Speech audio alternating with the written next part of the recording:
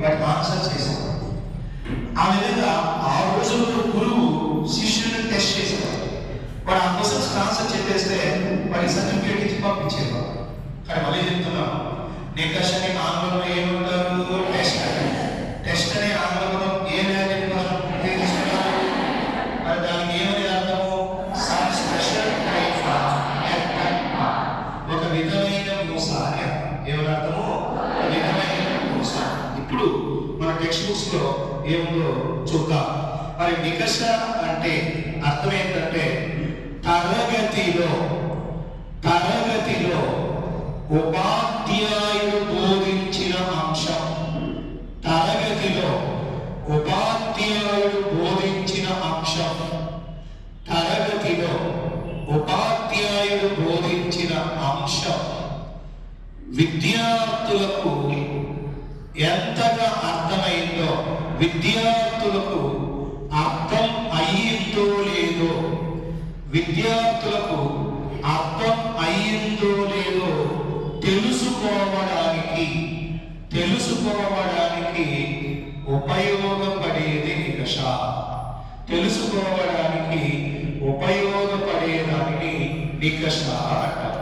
అంటే నేను రాగానే, సరే నా ఆరోగ్య పరిస్థితి మీకు తెలుసు, మీరు అందరూ రావాలని గొడవ చేసిన విషయం నాకు తెలుసు, సార్ చెప్పాడు.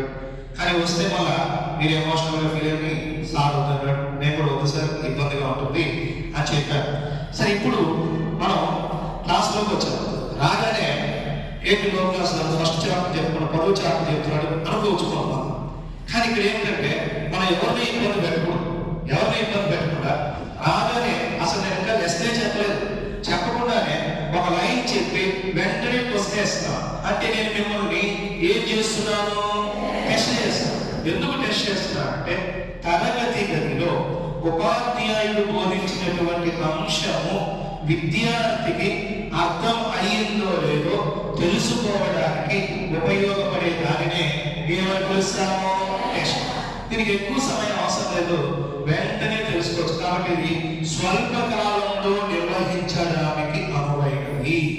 ఏ కాలంలో నిర్వహించడానికి? స్వల్ప కాలంలో నిర్వహించడానికి అనువైనది. వెంటనే తెలుసుకోవచ్చు. స్వల్ప కాలంలో నిర్వహించడానికి అనువైనది.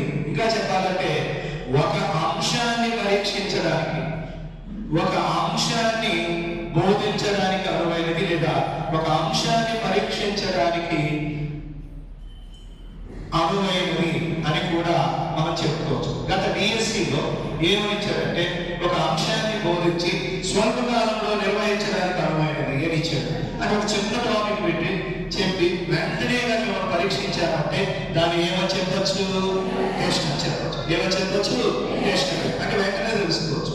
కానీ మూల్యాంకనానికి ఇచ్చినంత సమయము నికషకి ఇవ్వరు. దేనికి ఇచ్చినంత సమయం నికషకి ఇవ్వరు?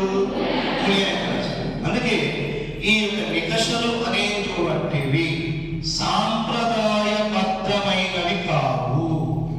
నికషలు అనేటువంటివి సాంప్రదాయబద్ధమైనవి కావు. అంటే పరీక్షల సమయంలో మనం అన్ని సాంప్రదాయాలు పాటిస్తాం. పరీక్షలు నిర్వహించేటప్పుడు ముందే డేట్ చెప్పాలి. 3-4 నెలల ముందు డేట్ చెప్పాలా, సిలబస్ ఇవ్వాలా. అందుకే సిలబస్ చేశారు. సింపుల్ గా చెప్పాలంటే టెట్ కిందకి వస్తుంది, ఇది డిఎస్సి కిందకి వస్తుంది.